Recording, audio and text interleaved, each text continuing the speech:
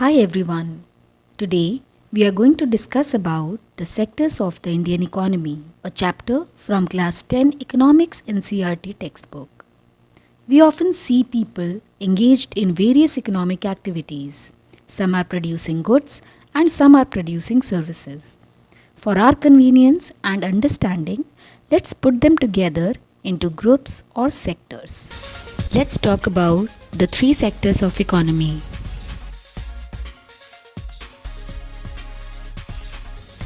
As you can see here, the three sectors of economy are primary sector, secondary sector and tertiary sector. Let's begin with primary sector. In this sector, we produce goods by exploiting natural resources. It includes any activity involved in the extraction and production of raw materials. For example, farming, forestry, fishing, and mining. The primary sector tends to make up a larger portion of the economy in developing countries as compared to the developed countries. In developed countries, the primary sector has become more technologically advanced, enabling the mechanization of farming and other related activities. These technological advances and investment means less number of people are needed on the field. So, smaller percentage of people are involved in primary activities. On the other hand, in developing countries like India, one of the major problems that the primary sector faces is disguised unemployment. That is, more people are engaged in agriculture or related activities than needed. Coming to the secondary sector, it includes the activities in which natural products are changed into other forms through the ways of manufacturing. For example, manufacturing of sugar, bricks, clothes, etc., food processing industries, oil refinery, and many more. It includes both light and heavy industries. This sector often takes the output of the primary sector and manufactures finished goods. Many of these industries consume large quantities of energy and require factories and machineries, which come with added environmental problems and cause pollution. But we cannot forget the fact that secondary sector supports both primary and tertiary sector. Also, manufacturing is an important activity to promote economic growth and tends to generate higher GDP. Finally, we come to the tertiary sector. This is the service sector providing intangible goods such as entertainment, retail, insurance, tourism, and banking. This sector also helps primary and secondary sectors to grow at a faster pace. In developed countries, the tertiary sector is the biggest player in the economy with maximum contribution to the GDP. Most of the employment opportunities come from this sector. These days, new technology has enabled new service sector industries to develop. Computers, telephone, and internet have enabled a new range of tertiary services. In 20th, 21st centuries, the service sector has grown tremendously with higher disposable income. More disposable income enables more spending on luxury services like tourism, restaurants, etc. So we can see the various production activities in the primary, secondary and tertiary sectors produce a very large number of goods and services. Now the question arises, how do we count the various goods and services and know the total production in each sector? Before answering this question, let's understand the difference between the intermediate goods and final goods. Intermediate goods are used up in producing final goods and services. For example, salt, wheat, oil, and a lot of vegetables can be the intermediate goods for the production of a burger, which is a final good. The final goods are the one which reach the consumers for final consumption. For example, a burger that we eat in a restaurant is a final good. The value of final goods already includes the value of all the intermediate goods that are used in the making of final good. Going back to the same question, how do we count the various goods and services produced in a country? How do we know the total production in each sector? And the answer is by calculating the value of all final goods and services produced in a country, not intermediary goods. But why? Why do we not count the intermediary goods? If we calculate the intermediary goods for total production in the country, then we would be counting the value of the same things a number of times. Let's take an example here. A farmer who sells wheat to a flour mill for rupees 8 per kg. The mill grinds the wheat and sells the flour to a biscuit company for rupees 10 per kg. The biscuit company uses the flour and things such as sugar and oil to make 4 packets of biscuits. It sells biscuits in the market to the consumers for rupees 60. That is rupees 15 per packet. Biscuits are the final goods. That is goods that reach the consumers. In this example, if we calculate the intermediate goods, then wheat will be calculated 3 times. First as a wheat, then as flour, and finally as biscuits. So for this reason, we calculate the value of only final goods.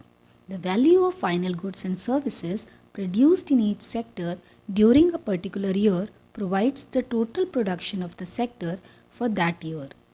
And the sum of production in the 3 sectors gives what is called the GDP, that is Gross Domestic Product. Let's talk about GDP, that is Gross Domestic Product, in detail.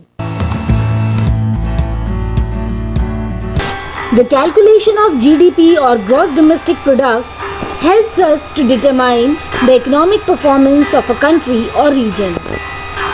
GDP estimates are also used to compare the economic growth of different countries. Now, let's see what do we mean by Gross Domestic Product. GDP is defined as monetary measure of the value of all the final goods and services produced in a country in a particular period that may be calculated quarterly or yearly. For GDP estimates or its calculation, we need to remember its main components: consumption, investment, government spendings or expenditure, and net exports, which is equal to exports minus imports. So, GDP is equal to consumption plus investment plus government expenditure and net exports. Now, let's define each term properly. Consumption. It is the household final consumption, which is also known as private consumption in the economy. It includes durable goods like refrigerator, washing machine, expenditure on non-durable goods like food and clothing, along with the services like real estate, healthcare and insurance. Investment. It refers to investment by business or households. It includes purchase of machinery or equipments for factory, purchase of software, expenditure on new houses and buying goods and services. Government spending. It refers to total government expenditures on final goods and services, which includes investment expenditure by government, purchase of weapons for military, and salaries of public servants.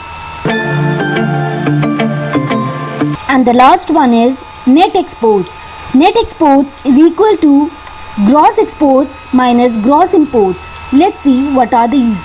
Gross exports refers to all goods and services produced for overseas consumption, and gross imports refers to all goods and services imported for consumption. From here, let's talk about the next topic, that is, the historical change in sectors. Generally, it has been noted from the histories of many developed countries that at initial stages of development, primary sector was the most important sector of economic activity.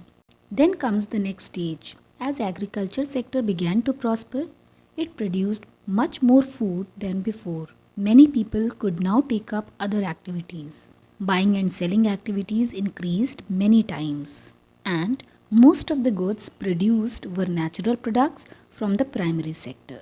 Then comes the third stage, when new methods of manufacturing were introduced with the expansion of industries. Secondary sector gradually became the most important in total production and employment. And finally, in the past 100 years, there has been a further shift from secondary to tertiary sector in developed countries. Most of the working people are also employed in the service sector. If we focus on India, we realize that the tertiary sector is becoming more important over the years. Why? Let's know the reasons.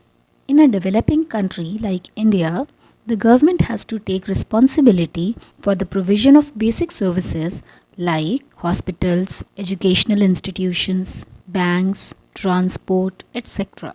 Secondly, the development of agriculture and industry leads to the development of services such as transport, trade, storage, etc. Thirdly, as income levels rise, certain section of people start demanding many more services like eating out, tourism, shopping, private hospitals, private schools, professional training, etc. Fourth, over the past decade, new services such as those based on information and communication technology have become more important and essential. However, we must remember that not all the service sector is growing equally well. At one end, there are a limited number of services that employ highly skilled and educated workers. At the other end, there are a very large number of workers engaged in services such as small shopkeepers, repair persons, transport persons, etc. And for this reason, their earnings are limited.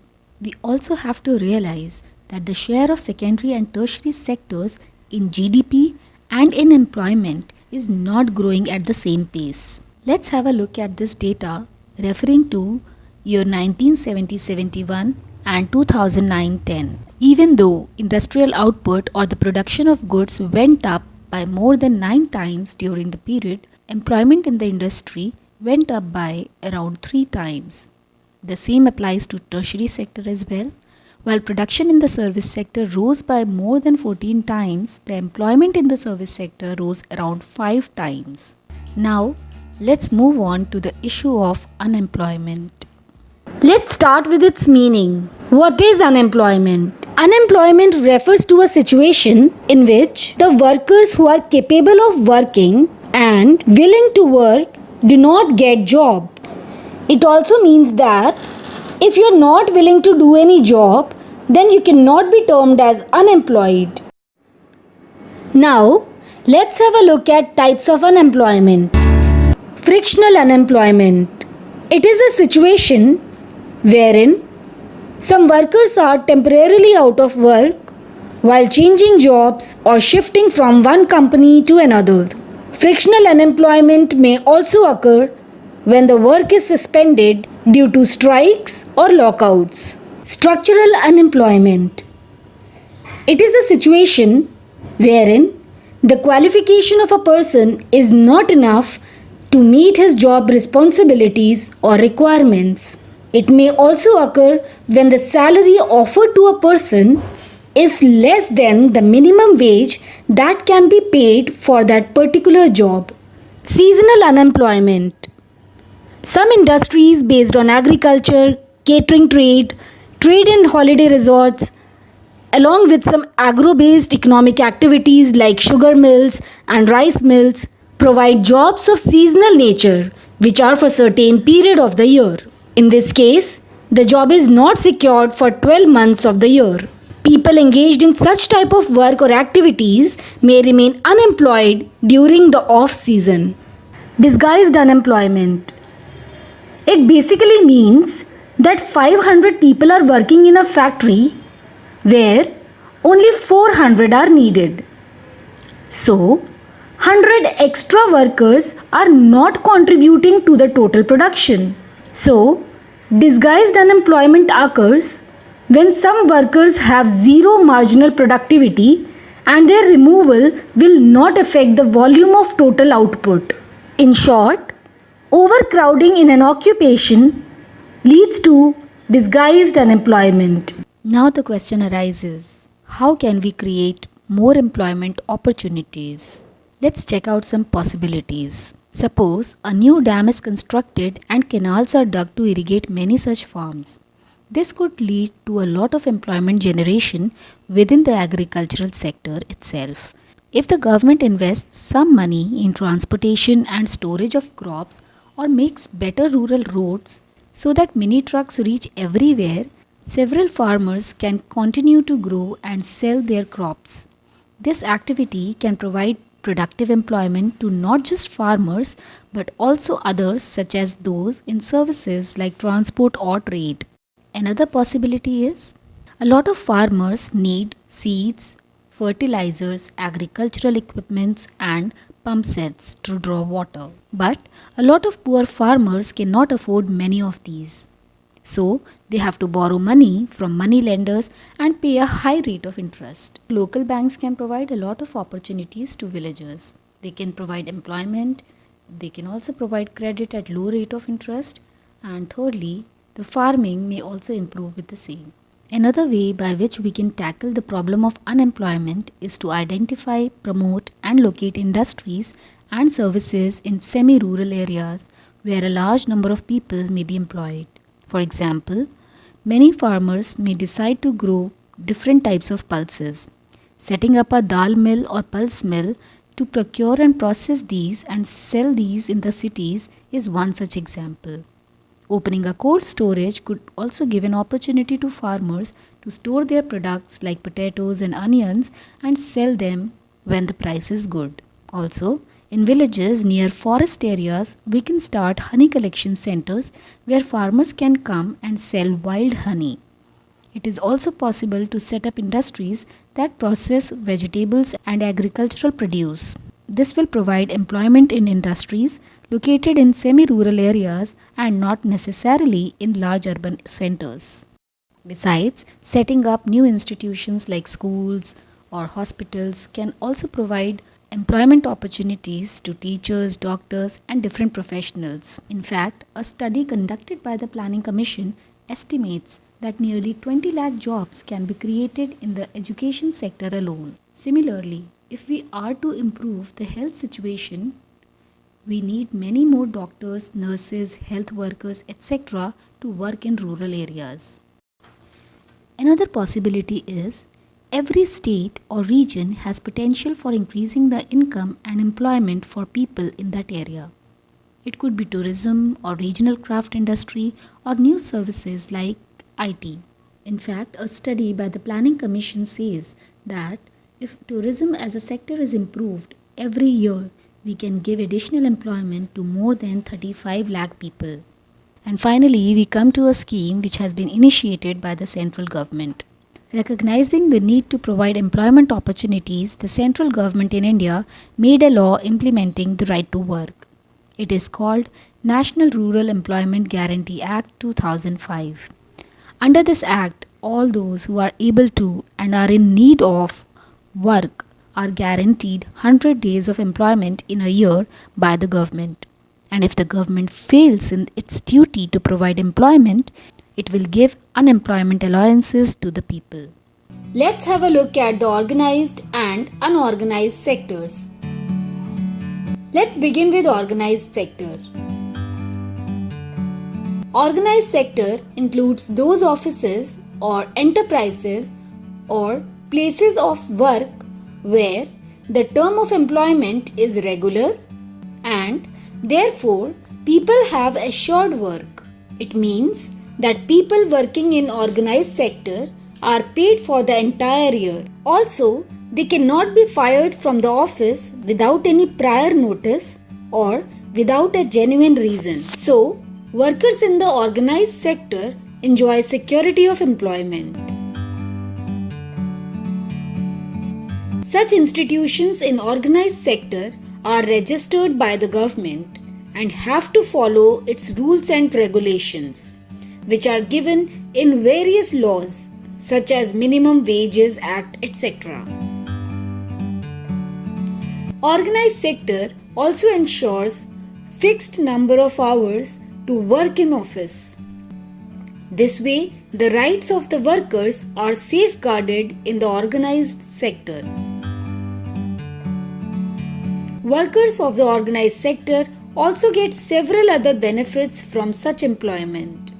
For example, paid leaves, payment during holidays, provident fund, gratuity, etc. Not only this, people employed in organized sector tend to get medical benefits as under the law. Besides, the factory or office management has to ensure facilities like clean drinking water and a safe working environment. Now, let's compare it with the unorganized sector. The unorganized sector is characterized by small and scattered units which are largely outside the control of the government. This sector includes a large number of people who are employed on their own, doing small jobs such as selling on the street or doing repair work. There are rules and regulations, but they are not followed in the unorganized sector. Jobs are low paid and often not regular. So, in unorganized sector, people are often not paid for 12 months of the year. Sometimes, we may observe that employment is not secure. People can be asked to leave without any reason and without any prior notice. Also, there is no provision for overtime, paid leaves, holidays, leave due to sickness, etc. We may also observe that some people end up working for more than 10 to 12 hours a day. This way, a lot of things depend on the whims of the employers in the unorganized sector. Another issue with the unorganized sector is that it may not guarantee a clean infrastructure and safe working conditions for its workers or employees. And finally, we move on to the last topic of this chapter, talking about sectors in terms of ownership, public and private sectors. In the private sector, ownership of assets and delivery of services is in the hands of private individuals or companies. On the other hand, in the public sector, the government owns most of the assets and provides all the services. The examples of private sector are Tata Iron and Steel Company Limited, that is TISCO, or Reliance Industries Limited, that is RIL. On the other hand, railways, post office are the example of public sector. Activities in the private sector are guided by the motive to earn profits. To get such services, we have to pay money to these individuals and companies. On the other hand, the purpose of the public sector is not just to earn profit, but also to ensure public welfare. And that is the reason, while availing these services in government schools or government hospitals, the people do not have to pay a huge amount. So this is all about this chapter. I hope you liked this video. For more such academic videos, do subscribe to Constructing Minds.